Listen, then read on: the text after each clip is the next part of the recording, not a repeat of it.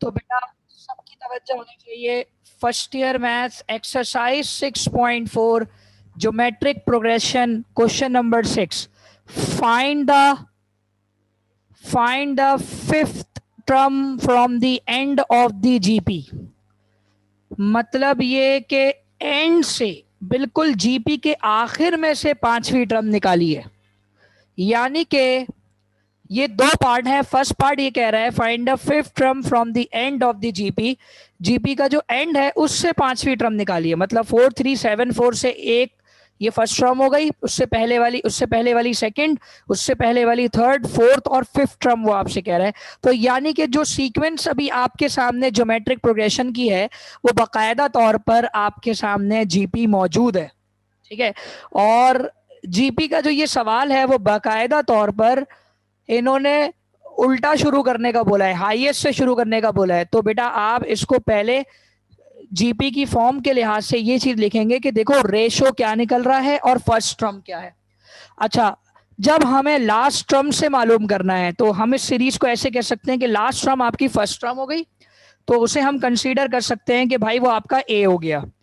तो T5 हमें निकालना है from the end of the GP. GP की एंड से हमें T5 निकालना है।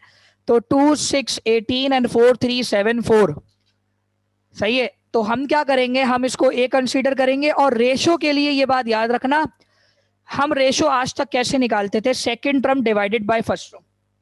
लेकिन अब यहां पर अगर हम देखें तो सेकंड टर्म क्या होगी 18 और फर्स्ट टर्म क्या होगी इससे पहले वाली। सेकंड टर्म यहां क्या होगी 6 और फर्स्ट टर्म क्या होगी 18। मतलब कि अगली टर्म पिछली टर्म से डिवाइड होगी। मतलब जब हम सीरीज को उल्टा लिख रहे हैं, हम सीक्वेंस को जब एंड से लिख रहे हैं, तो फिर हमारे लिए सेकंड टर्म जो होगी वो 6 होगी और फर्स्ट टर्म उससे पहले वाली टर्म 18 कहलाएगी।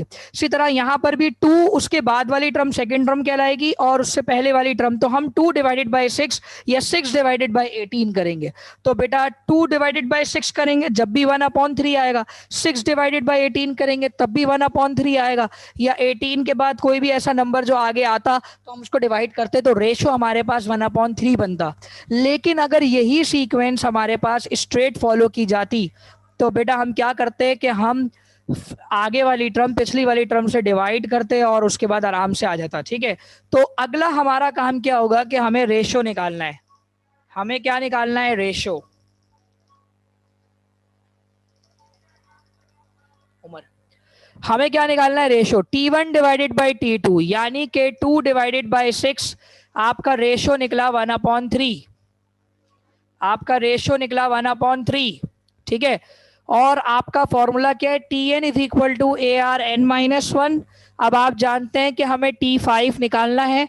ए की जगह 4374 आ गया, आर की जगह 1/3 आ गया, 5 - 1 बेटा 5 - 1 बनेगा 4।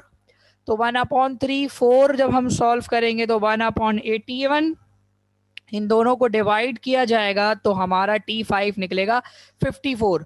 इसका मतलब यह है कि T5 54 किस लिहाज से आ रहा है, 4374 उससे पहले नंबर एक होगा, उससे पहले एक नंबर होगा और फिर जाके हमारे पास नंबर आएगा 55 पर लास्ट से वो निकलेगा हमारे पास 54। बात समझ में आ रही है। तो ये था आपका अभी का सवाल। तो आपने देखा कि वो कितना सिंपल है। लेकिन ये वाला क्वेश्चन आप लोग करेंगे part 2, whose last term is 512 and common ratio is 2। अब इसमें लास्ट टर्म बता दी और फिर बोल रहे हैं T5 निकालना है ना, और साथ साथ इन्होंने रेशियो भी बता दिया।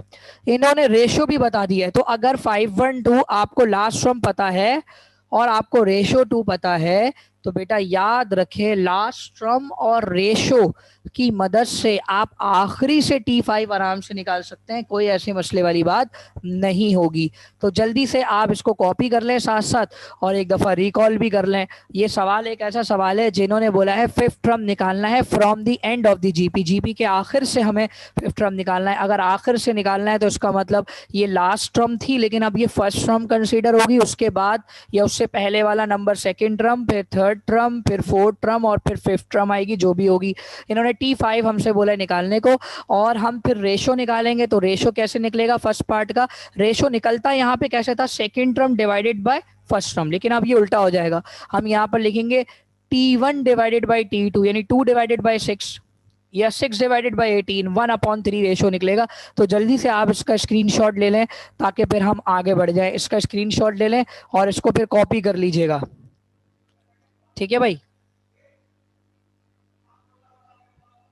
अच्छा भाई, अब देखें, if nth term, question number 7 है, if nth term of the sequence 1 2 4 is the same as that of the 2 5 6 1 2 8 64, find n।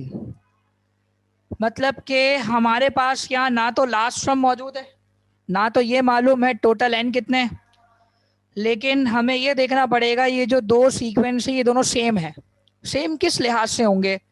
Same इस लिहाज से होंगे कि इनका रेशो सेम होगा। 2/1 2, सही है। इसी तरीके से 4/2 2। हमारा वो कहने का मकसद इनका ये है कि जो रेशो है वो हम बेसिकली यहाँ से निकालेंगे। रेशो भी सेम इस लिहाज से नहीं है, मतलब ये सीक्वेंस जो है इक्वल है। मतलब इन्होंने कह दिया Tn1 बराबर है Tn2 के। सबसे लास्ट अगर आप देखते हो तो Tn1 बराबर है Tn2। तो हम क्या करेंगे, पहले इन दोनों सीक्वेंस की मदद से कंडीशन निकालते हैं और फिर दोनों को बराबर कर देंगे और n की वैल्यू निकाल देंगे। n की वैल्यू हमें नहीं पता, तो पहले हमने बोला भाई गिवन क्या है, हमें पहली सीक्वेंस ये गिवन है 1 2 4 n टर्म्स, a की वैल्यू 1 है। r की वैल्यू कैसे निकालेंगे, second term divided by first term, t2 divided by 1, 2 divide by 1, rate निकला आपका, रेशियो निकला 2। तो Tn बराबर हुआ AR(n-1), तो Tn हमें नहीं पता, 1 2 n-1, जिसमें हम लिख देंगे 2 1 2, 2 n-1 हो जाएगा। कैसे निकाला, a हमें फर्स्ट टर्म नहीं पता, फर्स्ट टर्म बल्कि पता है, इसमें हमारे पास 1 है, और r हमें 2 गिवन है और हमें n नहीं पता, तो n-1 कर दिया। Tn हमारा बराबर हो गया 2n-1 के। अब हम सेकंड सीक्वेंस लिखेंगे 256 128 64, तो 256 आपका a है, r आपके पास second term divide by first term करेंगे तो 1/2 रेशो है आपका, रेट है, और Tn2 AR(n-1) होता है, तो बेटा 256 1/2 2n-1, और 256 1 से मल्टीप्लाई होने के बाद ये पावर जो है ये 2 के साथ शिफ्ट कर दी जाएगी, मतलब डिवाइड हो जाएगी, तो 2n-1 हो गया। ये आ गया आपके पास गिवन के। गिवन हमारे पास क्या था, गिवन हमारे पास था भाई Tn1 बराबर होने चाहिए Tn2 के, ये सेम का है इन्होंने, जब भी हम n निकाल सकते हैं। तो बेटा Tn1 की वैल्यू क्या निकली है 2n-1, और Tn2 की वैल्यू क्या निकली है 256/2n-1, और इन दोनों को बाकायदा तौर पर बराबर कर देंगे, ठीक है। तो देखिएगा नेक्स्ट उसमें हमारे पास ये बराबर होकर आंसर निकलेगा, तो और तवज्जो के साथ देखिएगा। 2n-1 बराबर कर दिया 256 2n-1, ये 2n-1 यहाँ डिवाइड हो रहा है, दूसरी साइड जाकर मल्टीप्लाई हो जाएगा। अब आप इस बात को जानते हैं कि बेसिस मल्टीप्लाई होते हैं तो पावर ऐड हो जाती है, तो पावर ऐड कर देंगे n-1 प्लस n-1, n से प्लस होने के बाद n से प्लस होने के बाद 2n बन गया, और 1 - 1 होने के बाद -2 बन गया। दोबारा देखिएगा, n में प्लस होने के बाद 2n बन गया, और 1 - 1 होने के बाद -2 बन गया। अब इस स्टेप को जरा समझना, ये स्टेप क्या कह रहा है आपसे, ये स्टेप इस तरीके से आपके पास एक्सपेंड हुआ है कि लेट सपोज हमारे पास 2 की power 2n -2 is equal to, अब ये था 256। अब देखो मुझे n निकालना है, तो n के लिए उसी वक्त n निकल सकता है जिस वक्त बेस मेरे पास इक्वल हो। अब यहाँ तो 256 है, तो मैं कुछ ऐसा करूं ये 256 2 की पावर बन जाए, तो हम इसका लेंगे एलसीएम। जब हम इसका एलसीएम लेंगे तो बेटा 8 दफा 2 आएगा। 256 का अगर हम एलसीएम लें तो बेटा 8 दफा 2 आएगा। अब ये मैं लेके नहीं दिखा रहा, आप लोग बड़े हो गए हैं, बच्चे नहीं है, सही है, लेकिन मैं डायरेक्टली लिख रहा हूं इस तरह 2 की पावर 8, ठीक है भाई। अब इससे क्या होगा, सुनो भाई, ये बेस बेस सेम हो गए। जब बेस बेस सेम हो जाते हैं, if bases are equal powers are equal, तो बेसिस अगर बराबर हो जाएंगे तो हम डायरेक्टली पावर्स को बराबर कर देंगे। 2n-2 is equal to 8। यही तरीका होता है, हमेशा याद रखना बेटा मैथ्स के अंदर, कि जब कभी हमारे पास वेरिएबल पावर में हो और हमें पावर वाला वेरिएबल निकालना हो, तो वो उसी केस निकल सकता है जब लेफ्ट हैंड साइड और राइट हैंड साइड का बेस सेम हो जाए तो हम पावर को इक्वेट कर देंगे, बराबर कर देंगे। तो टू एन की वैल्यू बहुत आसानी से निकलेगी, -2 वहां जाके +2 हो गया, 8 + 2 10 हो गया, एन की जगह पर एन मल्टीप्लाई बाई 2, 2 यहाँ मल्टीप्लाई हो रहा है, दूसरी साइड जाकर डिवाइड हो जाएगा, 2 डिवाइडेड बाई 10 मिलाकर 5 हो जाएगा, यानी आपकी एन की वैल्यू 5 हो गई, जो कि दोनों सीक्वेंस जो के बराबर थे उसके लिहाज से। ठीक है बेटा, तो इसका भी जल्दी से स्क्रीनशॉट ले लें। शाबाश, पहले आपने सीक्वेंस निकाला 1 2 4 का, फिर आपने टीएन निकाला 256 128 64 का, और इन दोनों को बराबर करते हुए आपने एन की वैल्यू फाइंड करी। कोई मुश्किल सवाल नहीं है, बहुत इजी क्वेश्चन है। क्वेश्चन नंबर 8 क्या कह रहा है? If x Y z are the nth 2nth third 3nth terms of the GP. इन्होंने वही टीएन की जगह वैल्यूज को चेंज किया है, 2nth 3nth and nth term है X Y Z. X Y Z आपका समझो कि टीएन की वैल्यू एक्स है, T2n की वैल्यू y है और T3n की वैल्यू z है।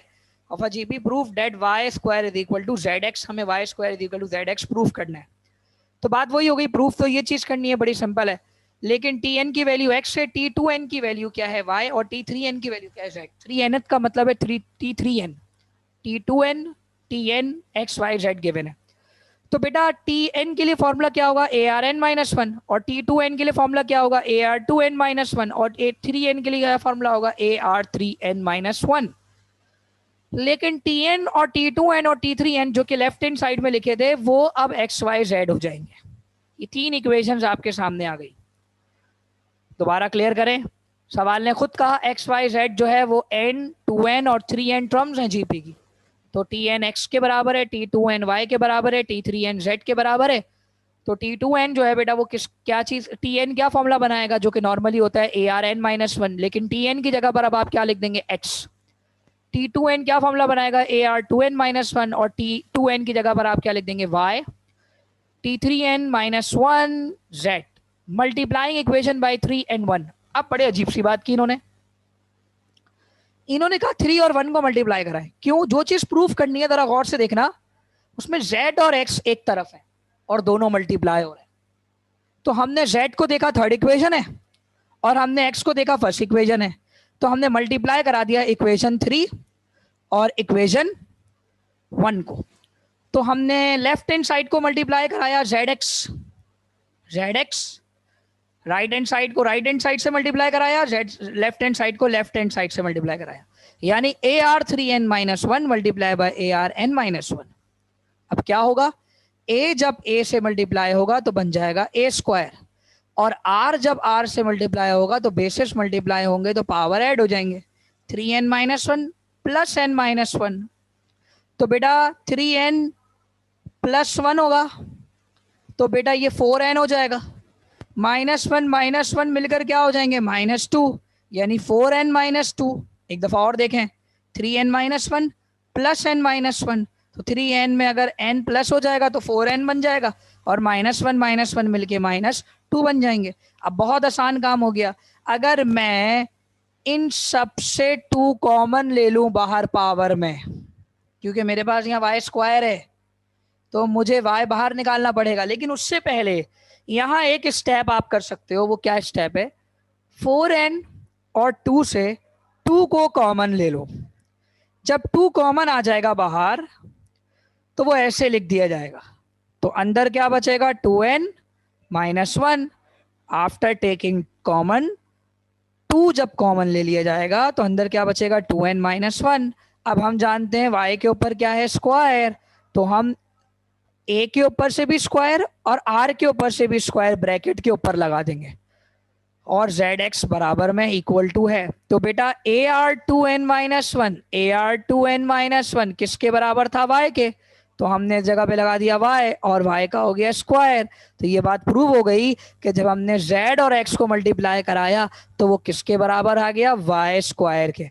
ये हो गया